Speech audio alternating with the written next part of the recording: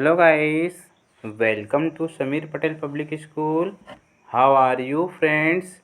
Today we see lesson 4 of ninth class English, past and present. Watch the video from start to end. If you like the video then please like and share. आइए हम chapter 4 past and present का solution कर लेते हैं। ठीक है, इसमें हम ए नंबर वाला क्वेश्चन देखते हैं। Read the first stanza given below and answer the questions. नीचे दिए गए पहले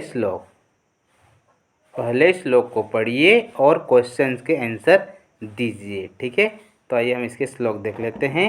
remember I remember the house where I was born. याद है मुझे वह घर याद है जहाँ मैं पैदा हुआ था। ठीक है, जहाँ मैं पैदा हुआ था वह घर याद है मुझे। The little window where the sun came peeping in at morn. वह छोटी सी खिड़की, विंडो मीन्स होता है खिड़की। ठीक है, वह छोटी सी खिड़की जहाँ सूरज माँ को झांकता था। ठीक है, जहाँ सूरज माँ को झांकता था। He never came a wink too soon nor brought too long a day. वह कभी भी जल्दी नहीं आया और न ही एक दिन बहुत लंबा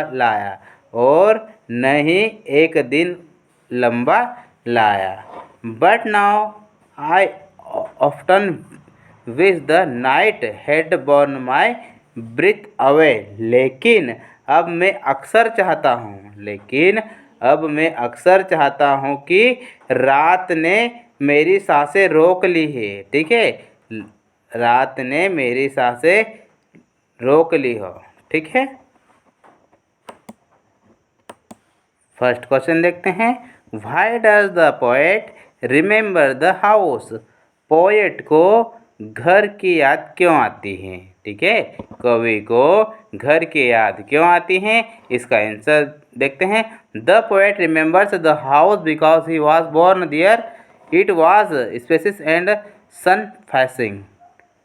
कवि को घर की याद आती है क्योंकि वह वहीं पैदा हुआ था। ठीक है, क्योंकि वह वहीं पैदा हुआ था इसलिए कवि को घर की याद आती है। ठीक है, नेक्स्ट क्वेश्चन देखते हैं। Question number 2, what does the too soon and too long refer to. बहुत जल्द और बहुत लंबा किससे संबंधित है। What does too soon and too long refer to.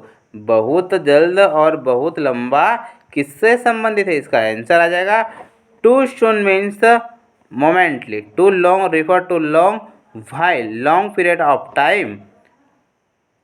बहुत जल्द का अर्थ है क्षणिक रूप से। ठीक है, मोमेंटली मीन्स होता है क्षणिक रूप से। बहुत जल्द का अर्थ है क्षणिक रूप से। बहुत लंबा एक लंबा समय की लंबी अवधि को संदर्भित करता है। ठीक है, उसकी जो अवधि रहती है उसको संदर्भित करता है। ठीक है, नेक्स्ट क्वेश्चन देखते हैं। Question number 3, what does the poet desire. कवि क्या चाहता है। What does the poet desire, कवि क्या चाहता है, इसका आंसर देख लेते हैं। The poet desire to die. कवि मरना चाहता है। ठीक है, व्हाट डज, कवि मरना चाहता है। ठीक है, नेक्स्ट क्वेश्चन देखते हैं। Find out the lines which express the beauty of the sunshine. उन रेखाओं का पता लगाइए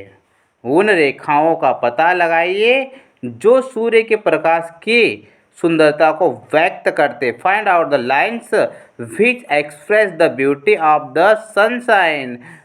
उन रेखाओं का पता लगाइए जो सूर्य का प्रकाश, ठीक है, जो सूर्य का प्रकाश की सुंदरता को व्यक्त करते। इसका आंसर आ जाएगा he never come a wink to sun.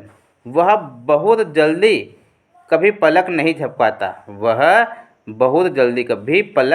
झपकाता। He never come A Wink too सून, वह बहुत जल्दी कभी पलक नहीं झपकाता। This lines express the beauty of the sunshine, यह रेखा सूर्य प्रकाश की सुंदरता को व्यक्त करती है। ठीक है, यह रेखा सूर्य प्रकाश की सुंदरता को व्यक्त करती है। ठीक है, अब हम नेक्स्ट श्लोक देखते हैं। I remember the roses red and white, मुझे याद है गुलाब लाल और सफ़ेद। I remember the roses red and white, मुझे याद है गुलाब लाल और सफ़ेद। The violet and the fly cups, those flower made of light. The lilacs where the robin built. Violet और लिली कप, वे फूल जो प्रकाश से बने होते हैं, बकाइन जहाँ रिबन बनाया गया था। ठीक है, जहाँ पर रिबन बनाया गया था। And where my brother set the laburnum on this birthday the trees is living yet, और जहाँ मेरे भाई ने एंड वेयर माई ब्रदर, और जहाँ मेरे भाई ने अपने जन्मदिन पर लेबरनम सेट किया था। पेड़ जीवित है, the tree is living L, पेड़ जीवित है। आइए हम इसके क्वेश्चन देख लेते हैं। Describe the beauty of flowers as depicted by the poet, कवि द्वारा चित्रित फ्लावर्स की सुंदरता का वर्णन करिए। Describe the beauty of flowers as depicted by the poet, कवि द्वारा चित्रित फूलों की सुंदरता का वर्णन करें। इसका आंसर आएगा there are red and white roses violet and lily cups, they seems to be made of light. लाल और सफ़ेद गुलाब, वायलेट और लिली कप, ऐसा लगता है कि वे प्रकाश से बने हैं। ठीक है, ऐसा लगता है कि वे प्रकाश से बने हैं। They seem to be made of light, ठीक है, प्रकाश से बने हैं ऐसा लगता है। ठीक है, नेक्स्ट क्वेश्चन देखते हैं। What object of nature attract the poet most, प्रकृति की कौन सी वस्तुएं, प्रकृति की कौन सी वस्तुएं पोएट को सर्वाधिक आकर्षित करती हैं। ठीक है, अट्रैक्ट मीन्स होता है आकर्षित करना। ठीक है, इसका आंसर आ जाएगा the flowers, the lilac, the robin and the laburnum attract the poet most। फूल बकाइन रोबिन और लेबरनम कवि को सबसे अधिक अट्रैक्ट करती हैं। ठीक है, सबसे अधिक आकर्षित करती है। नेक्स्ट क्वेश्चन देखते हैं। Find out the rhyming words in the second stanza, second stanza में तुकबंदी वाले वर्ड का पता लगाइए। ठीक है, इसका आंसर आ जाएगा white light set at, white light set अभी तक। ठीक है,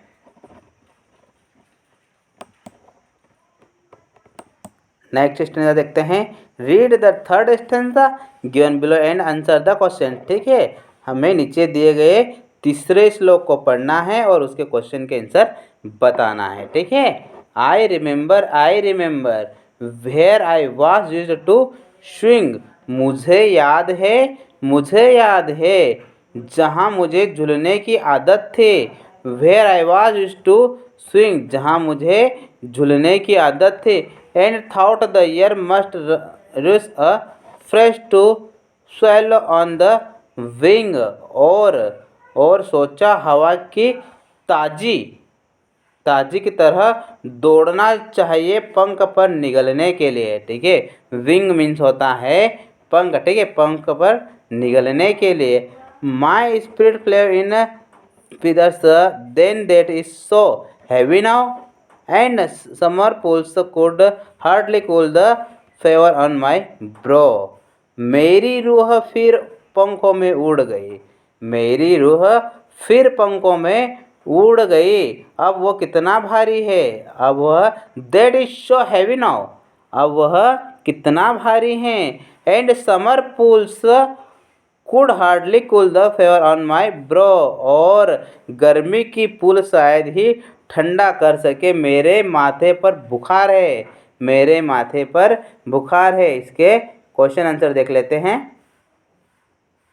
इसमें फर्स्ट क्वेश्चन दिया गया है, how did the poet enjoy the freshness of air, कवि ने हवा की ताजगी का आनंद कैसे लिया। How did the poet enjoy the freshness of air, कवि ने हवा की ताजगी का आनंद कैसे लिया। इसका आंसर आ जाएगा, he wanted to enjoy the freshness of air on the swing, वह झूले पर हवा की ताजगी का आनंद लेना चाहता था। ठीक है, he wanted to enjoy the freshness of air on the swing, वह झूले पर हवा की ताजगी का आनंद लेना चाहता था। ठीक है, नेक्स्ट क्वेश्चन देखते हैं। Highlight the difference between the past and present speed of the poet, कवि की भूत और वर्तमान, पास्ट मीन्स होता है भूत और प्रेजेंट मीन्स होता है वर्तमान। ठीक है, कवि की भूत और वर्तमान काल के बीच अंतर को उजागर करिए। ठीक है, तो इसका आंसर आ जाएगा, the poet speed in the past was the joyful, his present speed is the full of tension and the stress. अतीत में कवि की आत्मा हर्षित थी। ठीक है, उनकी आत्मा हर्षित थी, उनकी वर्तमान आत्मा तनाव से भरी है, तनाव और तनाव से भरी हुई है। ठीक है, नेक्स्ट क्वेश्चन देखते हैं। Question number third, what made the past pleasant, किस बात से अतीत को सुख बना दिया। इसका आंसर आ जाएगा, the surrounding made the poets past pleasant, he found joy all around, परिवेश ने कवि के अतीत को सुखद बना दिया, उसे चारों ओर खुशी मिली। ठीक है, उसे चारों ओर खुशी मिली, he found joy all around, उसे चारों ओर खुशी मिली। नेक्स्ट क्वेश्चन देखते हैं। Question number 4, why is the present heavy for the poet, कवि के लिए प्रेजेंट भारी क्यों है।